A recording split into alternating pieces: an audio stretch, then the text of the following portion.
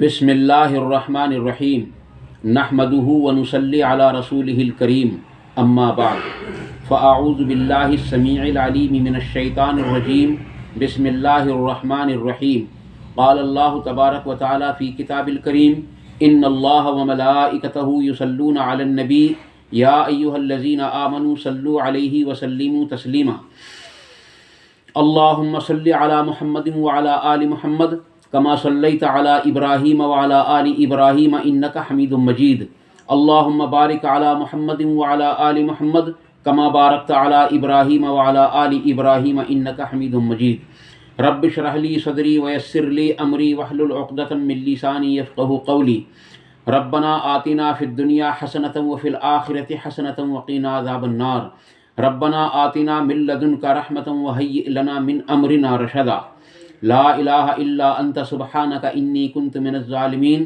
لا حول ولا قوۃ الا باللہ العلی العظیم۔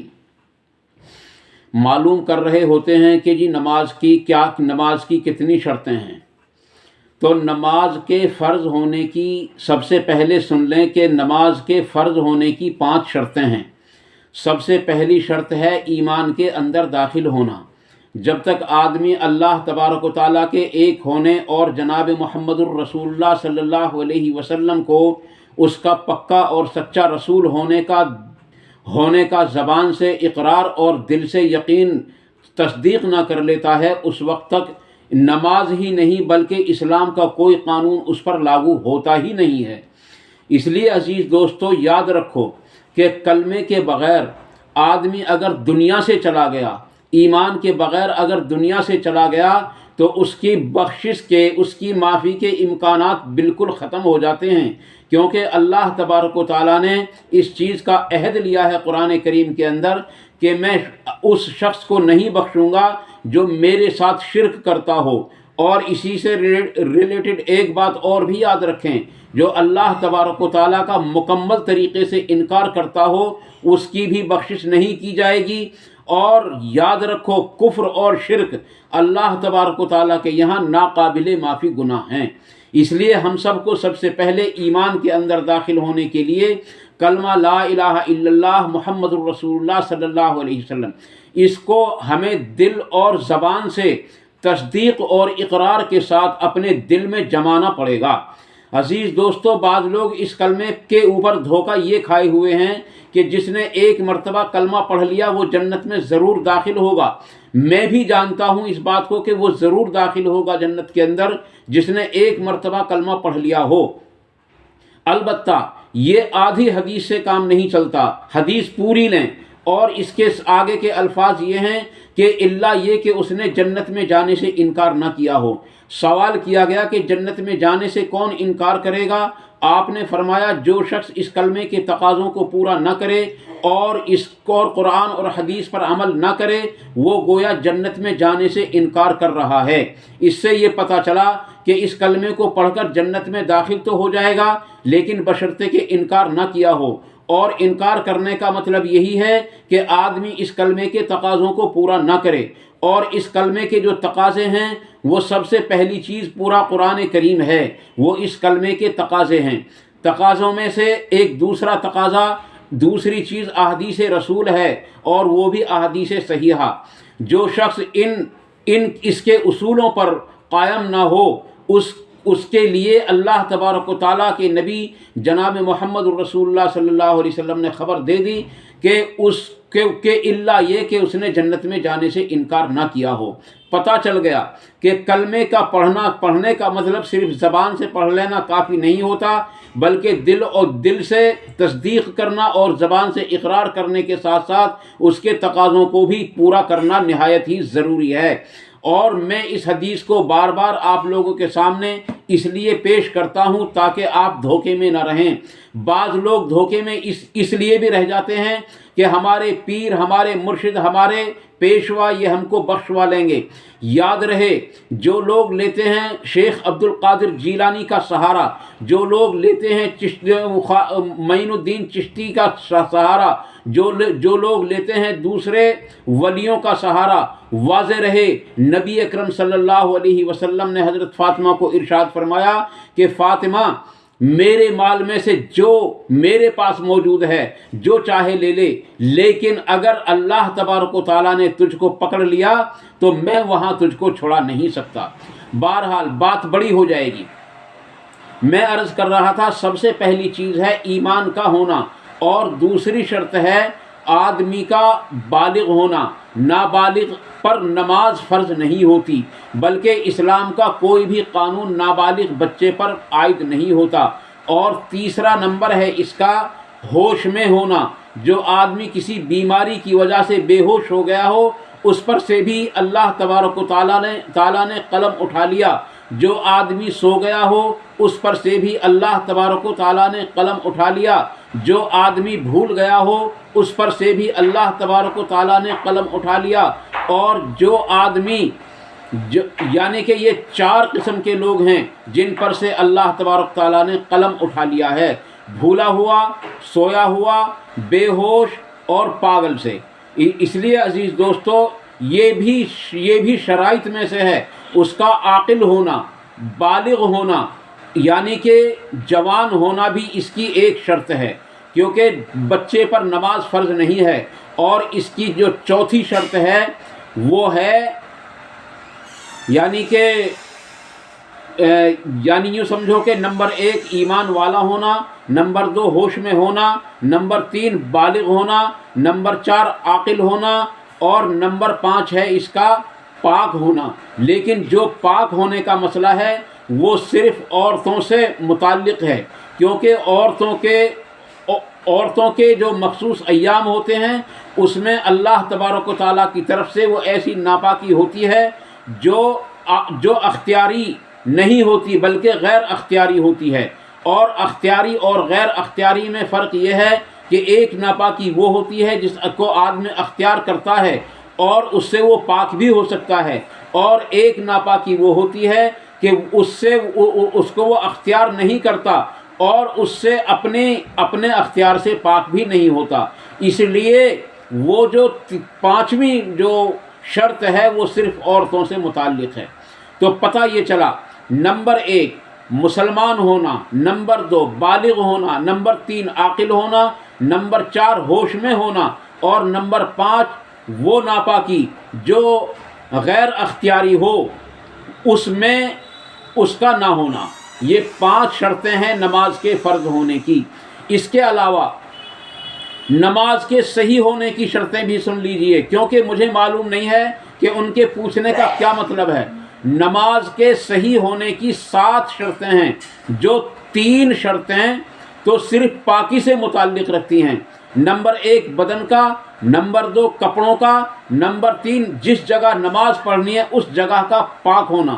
یعنی کہ یہ 3 شرطیں ہو گئیں: بدن کا پاک ہونا، کپڑوں کا پاک ہونا، جس جگہ نماز پڑھنی ہے اس جگہ کا پاک ہونا، اور نمبر 4 ہے اپنے بدن کا، اپنے سطر کا چھپانا۔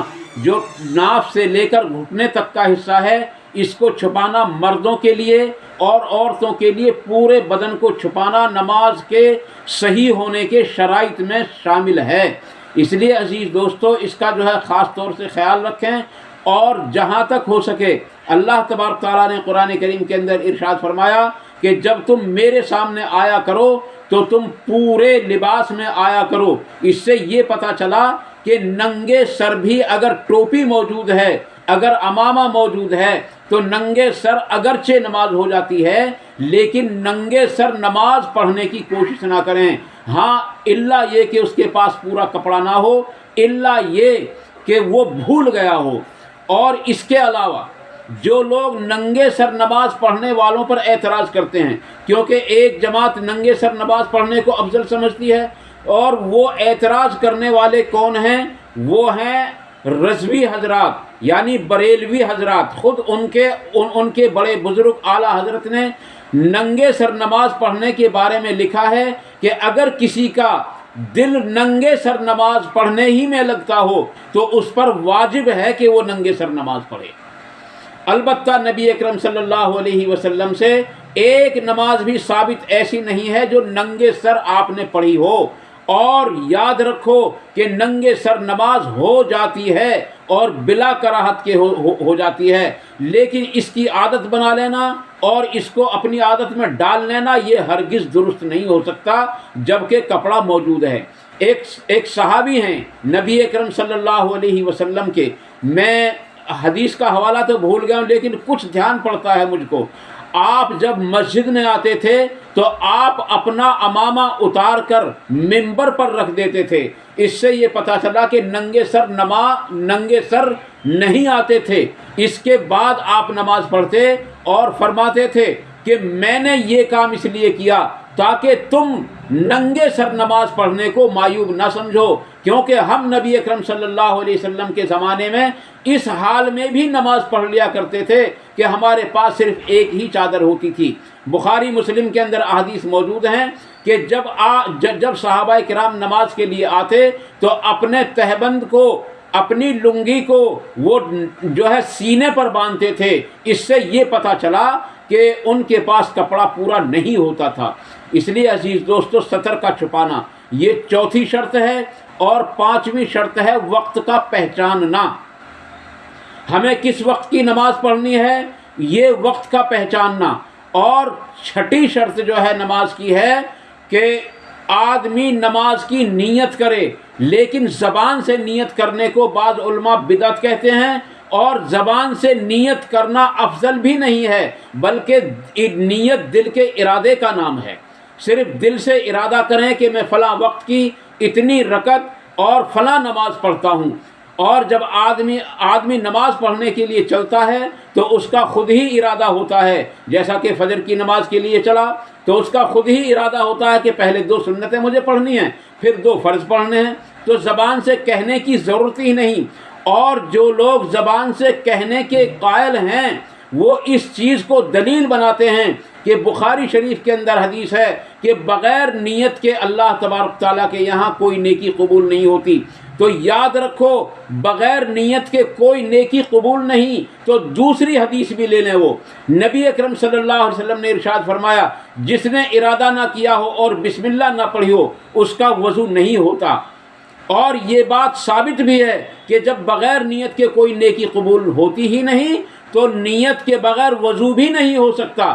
البتہ وضو، کیونکہ وضو کی جو نیت ہے اس کو ہم نے کسی کو یہ نہیں دیکھا کہ وہ زبان سے کہتا ہے کہ میں وضو کرتا ہوں 1 لوٹا پانی کے ساتھ اور فلاں آزاد ہونے کے ساتھ، ہم نے کسی کو کہتے ہوئے نہیں سنا۔ اس لیے عزیز دوستو، زبان سے نیت کو نہ کہیں تو زیادہ افضل ہے۔